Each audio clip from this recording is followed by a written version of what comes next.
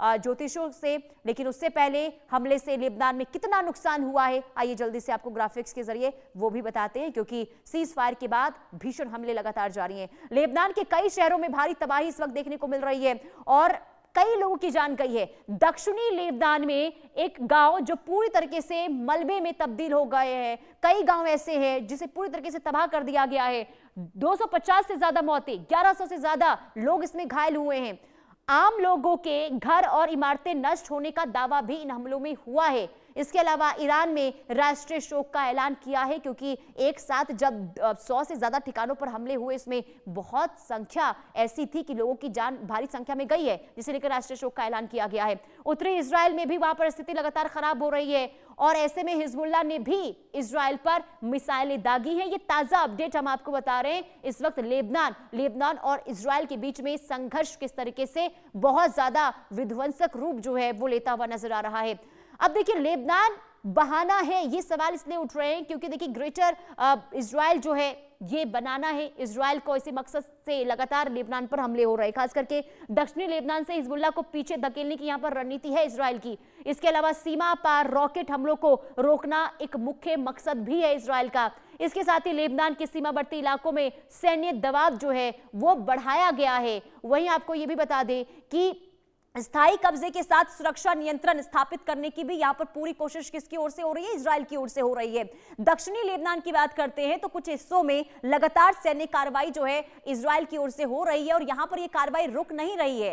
Hezbollah की सैन्य क्षमता कमजोर करना पहली प्राथमिकता आईडीएफ की है और इसी मंसूबे के साथ लगातार हमले हो रहे हैं। तनाव बढ़ा है, सीमाई इलाकों में हालात बेहद तनावपूर्ण बन गए हैं। इसके अलावा लितानी नदी तक के क्षेत्र को नो आर्म्ड जोन बनाने की बात यहां पर इजराइल की ओर से कही जा रही है, यानी कि बफर जोन बनाना चाहता है इजराइल इन इलाकों में और यही वजह है कि यहां पर लगातार देखिए हमले जो है इजराइल की ओर से जारी है। और इसके पीछे मकसद साफ है कि इजराइल जो है वो ग्रेटर इजराइल जिसका सपना लगातार देख रहा है, उसी मंशा के साथ लगातार लेबनान पर हमले हो रहे हैं। हमारे साथ ज्योतिषी जुड़ चुके हैं, पंडित राकेश चतुर्वेदी ज्योतिषी हमारे साथ जुड़े हुए हैं, साथ ही साथ गिरीश पारेख ज्योतिषी हमारे साथ जुड़े हुए हैं। आप दोनों का बहुत स्वागत है इंडिया न्यूज पर। सबसे पहले मैं आपके साथ चर्चा की शुरुआत करूंगी राकेश चतुर्वेदी जी।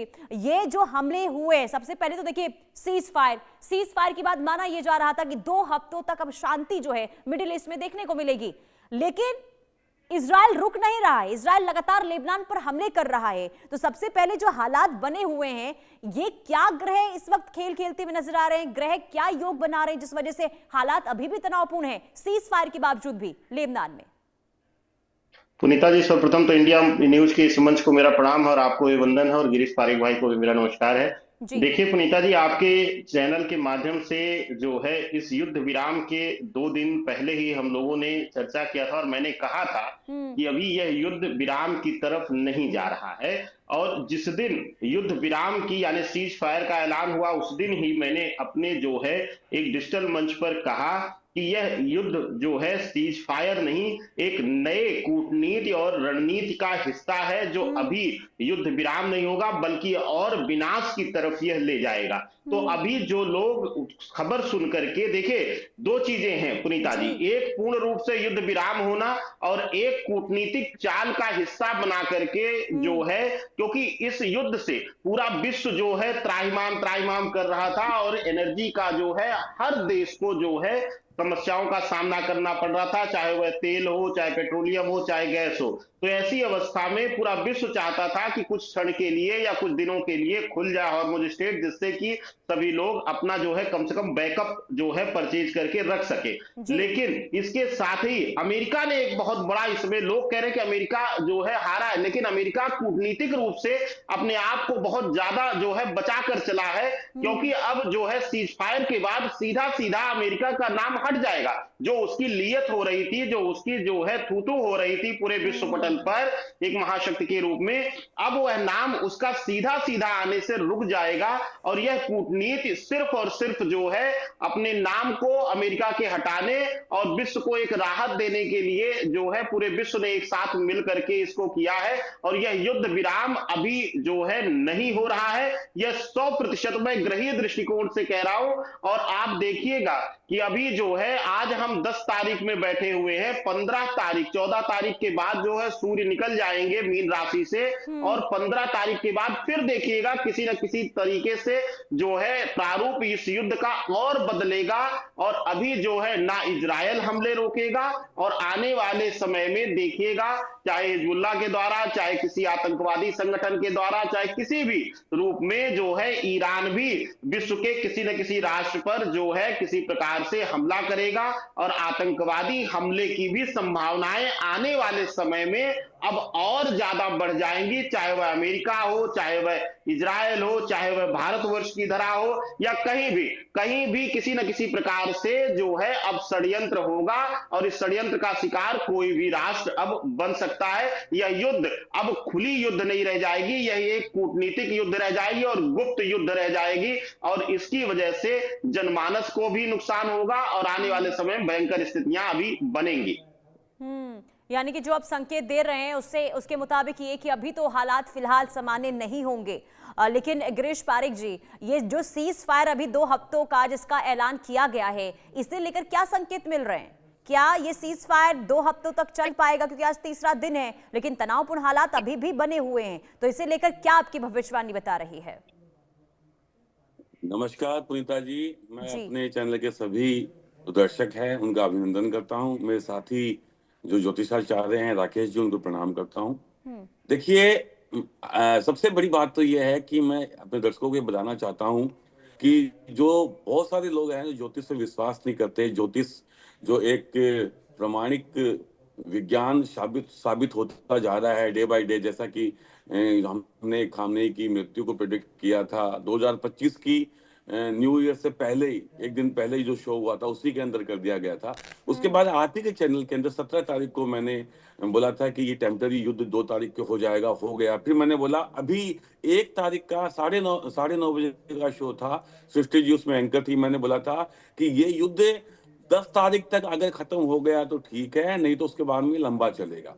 10 तारीख तक ये सीज फायर हो गया है, और बिल्कुल मैं आपको बता रहा हूं, अमेरिका को यहां से निकलना था। राकेश जी ने बिल्कुल ठीक बोला है, अमेरिका को निकलना था, अमेरिका निकल गया है। लेकिन मेरे को ऐसा लगता है कहीं ना कहीं पे कि 14 तारीख को जो मेष की संक्रांति आएगी, जब सूर्य देव उच्च के हो जाएंगे, वहां पे ये और 2-3-4 दिन की थोड़ा सा इनकी लड़ाई है, और ग्रेटर इजराइल वाला जो आप बता रहे हैं वो है। पर मेरे को लग रहा है मोटा मोटी ये युद्ध विराम की ओर जा रहा है, क्योंकि अब देखिए क्या है, क्योंकि पूरा वर्ल्ड इकोनॉमी जो है वो हिला हुआ है। हालांकि हिजबुल्लाह और हुती और ये जो विद्रोही हैं, इनकी और इजराइल की चलती रहेगी। लेकिन मेरे को ऐसा लगता है कि जो भविष्यवाणी मैंने 2 भविष्यवाणी करी थी आप ही के चैनल के ऊपर, पहले टेम्पररी युद्धवार की करी थी, वो सही हुई। उसके बाद मैंने कहा 10 तारीख तक ये युद्ध विराम हो जाएगा, तो युद्ध विराम हो गया है। क्योंकि कल रात को जिस तरीके से पाकिस्तान के जो प्रेसिडेंट है शहबाज, उन्होंने फोन करके उनको बोला अमेरिका को, अमेरिका ने उसके बाद में इजराइल को फोन किया, उसके बाद में फिर वो एक तरीके से एक जगह पे पहुंच गए हैं। मेरे को लगता है और जब तक ये 14 तारीख तक 2-3 दिन के अंदर थोड़ी बहुत खटपट रहेगी, लेकिन मोटा मोटी आप मान के चलिए कि युद्ध विराम होने को हो गया है।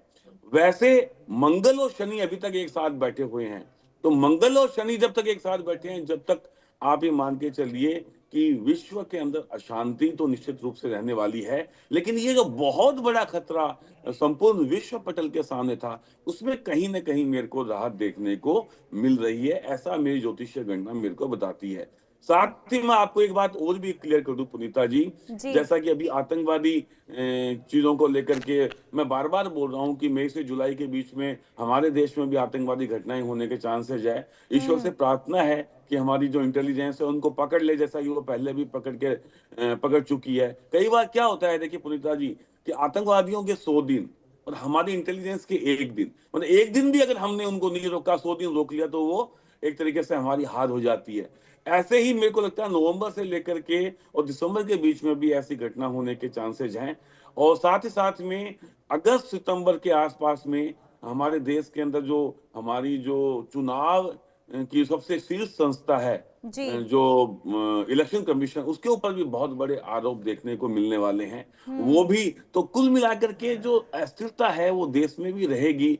सेंट्रल गवर्नमेंट के अंदर भी नवंबर से दिसंबर के बीच में काफी बड़े चेंजेस हो सकते हैं। तो अभी उथल पुथल वाला दौर तो देखिए निश्चित रूप से है, लेकिन मेरे को लगता है कि ईरान और यूएस वॉर का एक पटाक शेप जिसे हम बोलते हैं कि युद्ध समाप्ति की ओर तो निश्चित रूप से जा रहा है। और मेरे हिसाब से, और ये क्योंकि देखिए इजराइल के ऊपर भी कहीं ना कहीं पे अमेरिका का अप्रत्यक्ष रूप से कंट्रोल तो है ही, लेकिन हिजबुल्लाह को लेकर के वो शांत नहीं रहेगा। क्योंकि देखिए अभी क्या हो रहा है, उसको ये मालूम है कि उसके ऊपर विश्व का दबाव आए उससे पहले वो जितना नुकसान कर सकता है आतंकवादी संगठनों का जी। लेबनान के अंदर वो कर दे, वो कर रहा है। आपने कल देखा होगा कि बहुत भयानक अटेम्प्ट उसने करे हैं और इतने क्लस्टर बम छोड़े हैं जिसके अंदर उनके हिजबुल्लाह के टॉप जो लीडर्स है उनकी डेथ भी हुई है। तो मेरे को लगता है कि ये और एक दो दिन थोड़ा सा युद्ध की विभीषिका देखने को मिल सकती है, लेकिन इजराइल जो है आतंकवादी संगठन को लेकर के निश्चित रूप से अपना जंग जारी रखेगा। ये बात राकेश जी की बिल्कुल ठीक है, मैं इससे सहमत हूं। लेकिन ये जो बड़ा युद्ध चल रहा था ईरान वाला, मेरे को लगता है कि ये अब तो समाप्ति की ओर जा चुका है। जैसा कि मैंने भविष्यवाणी करी थी अपने चैनल से कि 10 तारीख तक ये युद्ध समाप्ति की ओर जाएगा, मेरे को लगता है ये चला गया है। ठीक है, लेकिन मैं ना आप दोनों से इस पर कमेंट चाहूंगी, क्योंकि देखिए एक तरफ आचार्य राकेश जी ये कह रहे हैं कि ये जो युद्ध है और भी ज्यादा विध्वंसक आने वाले दिनों में हो सकता है, और आप ये कह रहे हैं कि देखिए युद्ध विराम अब हो गया है, शांति जो है वो देखने को मिलेगी। तो ये जो ग्रहों की गणना आप लोग करते हैं वो जरा समझाइएगा कैसे करते हैं, और ये जो दो चीजें अलग अलग बताई जा रही है तो इसके पीछे की वजह क्या हो सकती है? सबसे पहले आप बताइए आचार्य राकेश जी। पुनीता जी, देखिए जो ग्रहों की गणना है, जैसा कि आदरणीय जो है पारिक जी कह रहे हैं, ये चर्चा हम लोग बहुत पहले से कर रहे हैं और ग्रहों की गणना जो है भिन्न नहीं है। हाँ, कुछ बातों पर जो है व्यक्तिगत जो है विचार और व्यक्तिगत शोध जो है वो अलग अलग हो सकते हैं। लेकिन अगर आप देखिए ग्रहीय संयोजन से, मैं पहले दिन से, यानी कि युद्ध आरंभ के भी पहले से, पहले दिन भी छोड़िए, युद्ध आरंभ के पहले से भी मैं कह रहा हूं कि विशेष रूप से पूर्ण शांति जो आने की संभावना रहेगी वह 11 मई के बाद, जब शनि मंगल की युति हटेगी, तब पूर्ण शांति आने की प्रबलता बढ़ रही है। लेकिन अभी अगर देखें, जैसा गिरीश पारिक भाई ने भी कहा कि अभी जो है सूर्य जब मेष में जाएगा और शनि मंगल की युति रहेगी, सूर्य भी उच्च का रहेगा, तो एक बार फिर से जो है अहम का टकराव होगा और अभी जो है पूर्ण विराम नहीं लग रहा। देखिए एक चीज बताएं आपको, सिर्फ जो है खबरों में लगातार मिसाइल दागना ही युद्ध नहीं है, अनेकों नेक षड्यंत्र, और अभी जो है ईरान भी जो है अपनी कूटनीति और षड्यंत्र से पीछे नहीं हटेगा। और साथ ही साथ इजराइल, मैंने पहले ही कहा कि आपको बस इस युद्ध से अब जो है प्रत्यक्ष रूप से अमेरिका हटा है, अप्रत्यक्ष रूप से वह जो है इजराइल को पूरा साथ देगा। बस अब उसने अपना नाम हटाया है, इस युद्ध विराम को एक जो है दीवार बना करके, इससे हट करके यह युद्ध विराम कुछ है नहीं। और आप देखिएगा कि अभी जो है पूर्ण शांति या पूर्ण युद्ध विराम अभी नहीं होगा, यह जो है वो 11 मई के बाद ही पूर्ण विराम की तरफ जाएगा और घटनाएं, हमले किसी न किसी रूप में होते रहेंगे, चाहे इजराइल करे, चाहे लेबनान को जो है बल दे करके ईरान करे, तो यह जो है युद्ध रुकेगा नहीं, यह जो है प्रारूप बस बदलेगा, रूप बदलेगा, रूट होगा और युद्ध विराम नहीं होगा।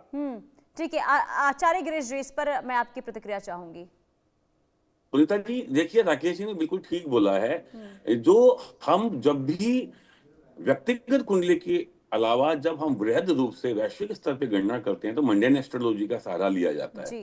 मंडेन एस्ट्रोलॉजी के अंदर निश्चित रूप से मैं अपने साथी राकेश जी से जो है सहमत हूं। ये जो शनि मंगल की युति 11 मई तक है, जैसा कि मैंने पहले भी बोला है, ये अभी विध्वंसकारी शक्तियां तो निर्माण करेगी, लेकिन सूर्यदेव जो अपनी उच्चस्थ राशि में मेष राशि में जा रहे हैं 14 तारीख को, मेष क्रांति के अंदर, उसमें क्या होगा कि अब युद्ध का जो प्रारूप है वो बदल जाएगा। ये युद्ध अब कूटनीतिक रूप से, यानी डिप्लोमेसी वॉर ज्यादा हो जाएगी और अमेरिका का यहाँ पे पूरा डिप्लोमेसी वाला रोल रहेगा चीजों को कंट्रोल करने के अंदर, और वो चीज जारी रहेगी। लेकिन जैसा कि मैंने ये बताया है कि वो एक बहुत जैसे कि हम एक बहुत बड़े विनाश के ट्रिगर पे बैठे हुए थे, क्योंकि अगर ये युद्ध अगर ईरान के साथ में अमेरिका नहीं रोकता तो उसको अपनी नाक बचाने के लिए बड़े हमले करने पड़ते, और बड़े हमले करने पड़ते तो निश्चित रूप से स्टोन एज की ओर ईरान पहुंच जाता। देखिए,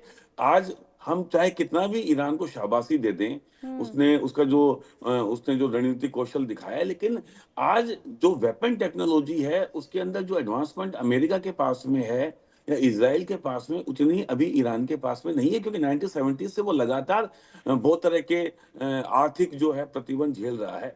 तो ये विनाश की ओर जा रहा था, वो कहीं ना कहीं हमें राहत मिली है। हाँ, मैं निश्चित रूप से ये बोलूंगा कि हिजबुल्लाह के साथ में इजराइल का जो चल रहा है वो अभी और थोड़ा लंबा चल सकता है, लेकिन वैश्विक स्तर पे जो एक बहुत बड़ा खतरा ईरान का जो हमें दिखने को मिल रहा था, और जिस तरीके से उसने हम्बल ड्रॉप करके और जल मध्य के अंदर जो चीजों को रोक रखा था, निश्चित रूप से वहां से थोड़ी राहत मिलने की उम्मीद काफी देखने को मिल रही है। लेकिन वहां पर भी तो अभी ईरान ने स्ट्रेट ऑफ हॉर्मुज को बंद करने की बात कही है, और ये कहा है कि हर दिन 15 जहाज ही सिर्फ वहां से गुजरेंगे, जैसे लेकर वहां से मैं यही बताता हूँ, ये कूटनीतिक व जो समाधान है यही आपको 2-3 दिनों में देखने को मिल जाएगा। और उसमें कहीं ना कहीं पे देखिए क्या होता है, अब ये प्रेशर टेक्निक चलेगी। अब ये हम मिल रहे हैं, हम नहीं मिल रहे हैं, फिर उसके बाद में अमेरिका वाले आएंगे, फिर बातचीत होगी। अभी 4 पॉइंट पे सहमति बनी है, फिर 8 पॉइंट पे सहमति बनी है। तो ये सारा जो युद्ध है अब ये कूटनीतिक तरीके से लड़ा जाएगा, प्रेशर टेक्निक्स इसमें इस्तेमाल करी जाएगी, और आने वाले आपको 7-8 दिन के अंदर निश्चित रूप से इसके अंदर आप समाधान की ओर हमें देखने को मिलेगा। देखिए, आज मैं आपको एक बात बताऊं, ये कहीं पे भी जो स्टेट ऑफ जो जलटमनुबद्ध का जो एरिया था, ये कभी भी विवादास्पद था ही नहीं कि इसके ऊपर ईरान का कब्जा है या उस पर अमेरिका भी उसके साथ में जाके टोल टैक्स वसूल करेगा। ये जबरदस्ती के अंदर उठा करके एक ऐसा इशू ईरान को दे दिया गया है, जिसके अंदर वो अब अपना जो है अधिकार जताने की कोशिश कर रहा है। तो मेरे को ऐसा लग रहा है कि विश्व पटल पे अगर देखा जाए तो विश्व के सब देश इस चीज को मानने वाले नहीं है कि वो वहां पे बैठ करके और उसकी जो संप्रभुता को स्वीकार कर लेंगे। तो यहाँ पे वैश्विक रूप से भी ईरान के ऊपर दबाव आने वाला है, जो अभी तक नहीं आ रहा था। ठीक है ना, अब आएगा, क्योंकि कोई भी कंट्री ये नहीं चाहेगी कि ईरान वहां पे अपना कब्जा बना करके और वहां पे अपनी दादागिरी करे। अभी तक जो ईरान के साथ में लोगों का सपोर्ट था कि वो अकेला लड़ रहा है, अमेरिका ने जबरदस्ती उसके ऊपर अटैक किया है, नहीं करने की आवश्यकता है, लेकिन बात अगर वहां पे कब्जा लेने की आएगी तो विश्व उसका साथ नहीं देगा, और यही सारी चीजें आपको 5-7 दिन में देखने को मिलने वाली है। ठीक है, बहुत शुक्रिया आप दोनों का इंडिया न्यूज से जुड़ने के लिए और बताने के लिए कि इस वक्त ग्रह किस तरीके से मिडिल ईस्ट में योग बनाते हुए नजर आ रहे हैं और आगे आखिर क्या हालात उत्पन्न इससे